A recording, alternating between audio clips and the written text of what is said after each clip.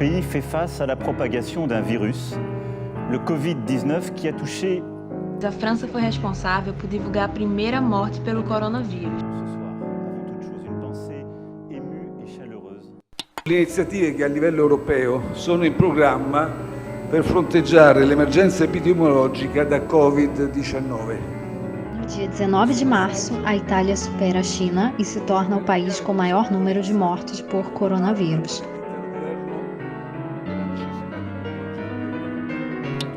Hemos abordado la crisis del coronavirus COVID-19. Não dá para passar despercebido o número de mortes crescentes e assustadoras que ocorreram na Espanha. E muitos acreditam que isso aconteceu porque o isolamento social obrigatório foi instituído tarde demais. Akit koronavírus fertőzés miatt kellett egészségügyi intézménybe. No dia 30 de março de 2020, o parlamento húngaro aprovou uma lei garantindo ao primeiro-ministro Viktor Orbán o poder de governar por decreto por tempo indeterminado, sob o argumento de que tempos extraordinários pedem medidas extraordinárias.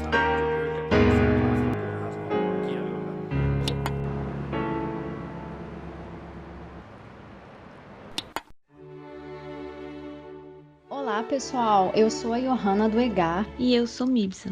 e hoje a gente vai falar sobre desdobramentos do coronavírus na Itália, na Hungria e em outros países da Europa. Vamos falar da relação entre a Itália e a China dentro do contexto da nova Rota da Seda e qual foi o modelo italiano adotado e a reação do bloco da União Europeia à crise causada pela pandemia do Covid-19.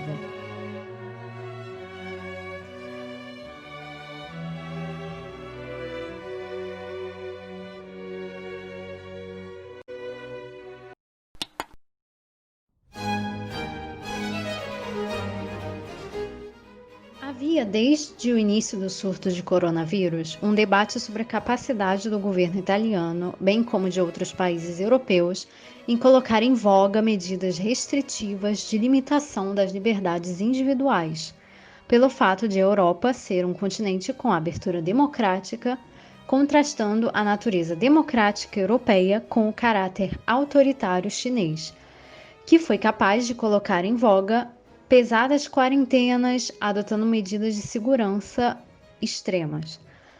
No entanto, vários países europeus adotaram o modelo italiano de combate à emergência do Covid-19. São medidas draconianas colocadas em vigor pelo primeiro-ministro Giuseppe Conte através dos decretos DCPM, Decreto do Presidente do Conselho de Ministros. Os decretos dos dias 8, 12 e 21 de março são os que mais se aproximam do modelo chinês. Na verdade, o modelo italiano seria um modelo China Plus, porque o lockdown envolve todo o território nacional italiano e não apenas algumas regiões.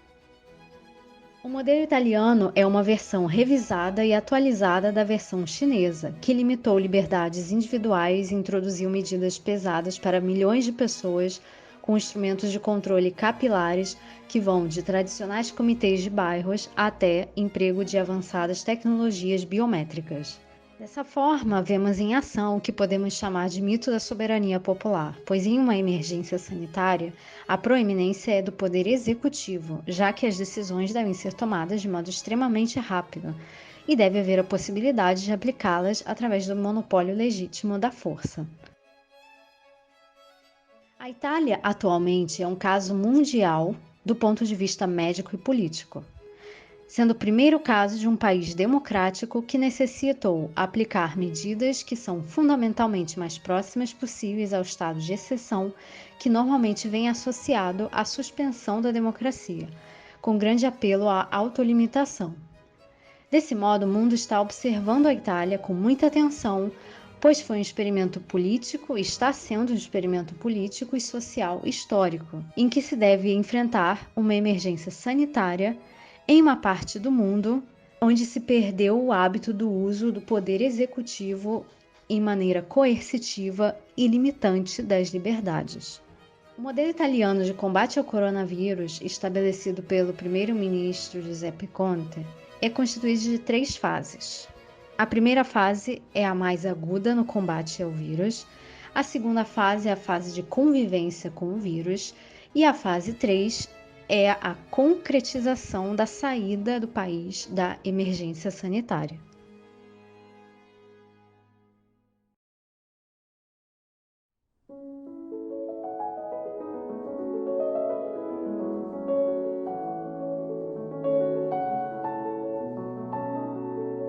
Eu não sei se vocês sabem, mas a França foi responsável por divulgar a primeira morte pelo coronavírus, e tratava-se de um turista chinês que estava internado na capital do país.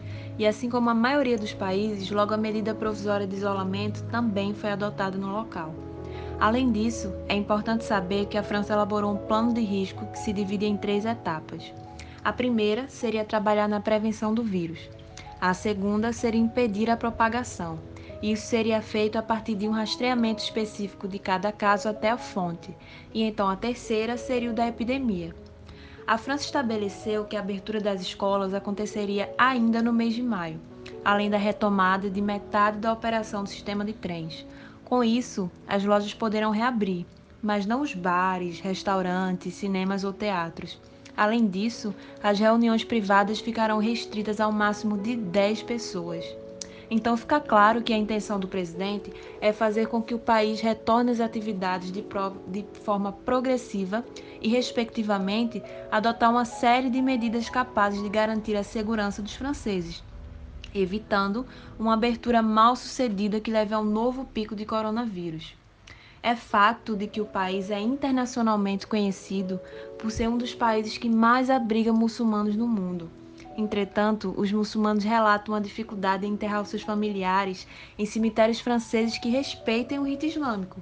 Isso acontece porque a maioria dos muçulmanos prefere repatriar o corpo para o país de origem. Só que o fechamento das fronteiras, como medida de contenção, impossibilita a realização do costume, o que impõe a necessidade dos sepultamentos ocorrerem na própria França.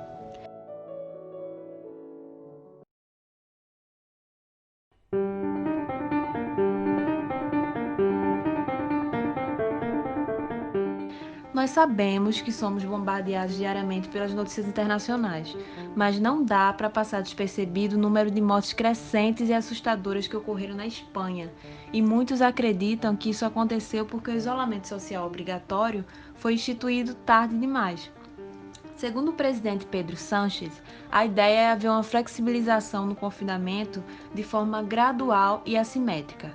Diferente da França e da Itália, o programa de desescalada do confinamento geral, que é conhecido como Plano de Transição para uma Nova Normalidade, não possui datas específicas para abertura de comércios, bares, cinemas e entre outros, mas inclui sim um prazo de 8 semanas para que a desescalada seja concluída. Lembrando que os principais focos da epidemia continuam sendo Madrid e Catalunha. No caso de Madrid, a idade das pessoas falecidas oscilam de 73 a 99 anos. É importante salientar também que, assim como o Brasil, a Espanha também adotará a atitude compensatória de renda, com o objetivo de proteger os grupos mais vulneráveis.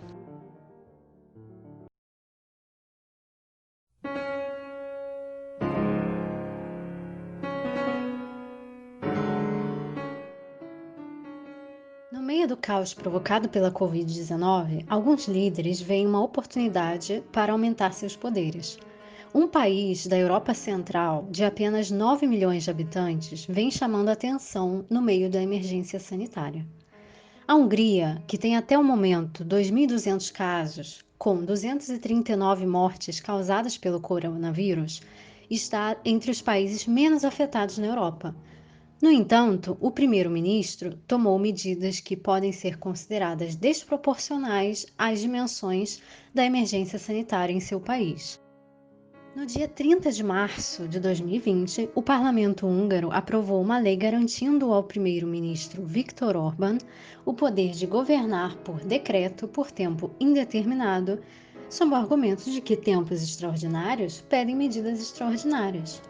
Em teoria, o parlamento poderia colocar fim ao estado de emergência, o que dificilmente ocorreria, já que o partido de Viktor Orbán, Fidesz, possui a maioria de 2/3 no parlamento. Além dessa medida ser uma reação justificada como uma resposta à pandemia. Temos que considerar que Orbán vem tomando medidas que não encontram resistência nos últimos 8 dos 10 anos em que esteve no poder. É ainda mais preocupante porque para os jornalistas foi estabelecida uma proibição de disseminar informações erradas sobre a pandemia, estabelecendo 5 anos de prisão para quem o fizer, o que preocupa jornalistas da oposição, pois essa proibição poderia ser usada como instrumento para punir quaisquer críticas sobre a forma com que o governo está tratando a pandemia, interpretado como um sinal de alerta, porque dentro da União Europeia não deveria haver lugar para ditaduras ou governos que flertem com o autoritarismo. Após uma década de recuo democrático dentro da Hungria, essa recente manobra é interpretada como um golpe de misericórdia à democracia húngara, que já vinha sofrendo.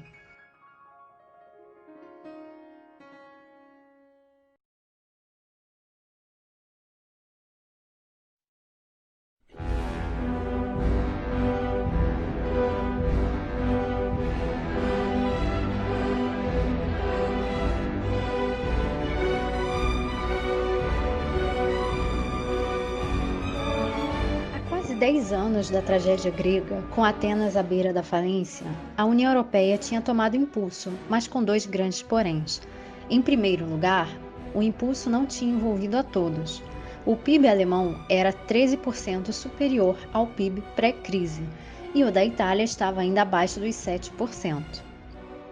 A taxa de desemprego na Alemanha caiu para 3%, ao posto que na Itália era de quase 10%.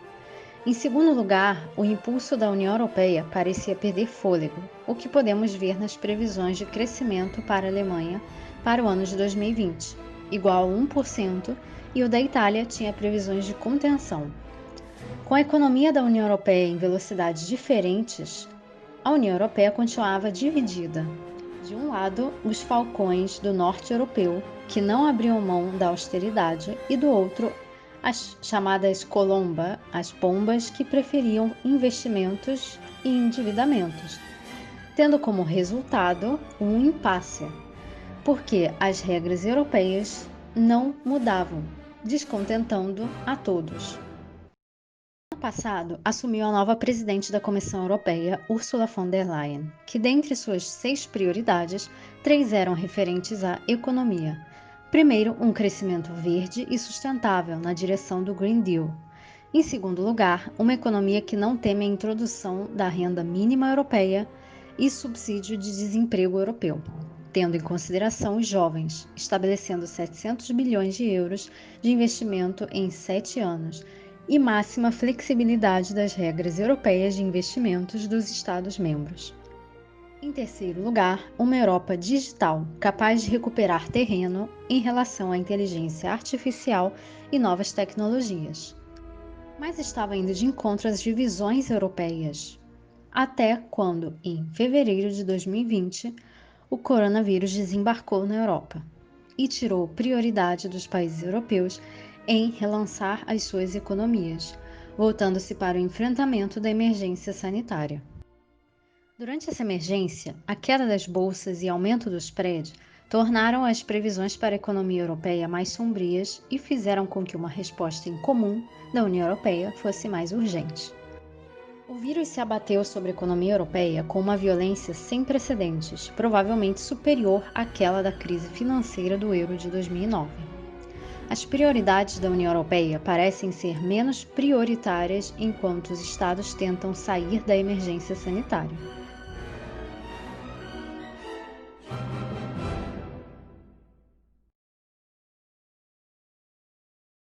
Bom, pessoal, é isso aí por hoje. Eu espero que vocês tenham gostado do vídeo e até a próxima.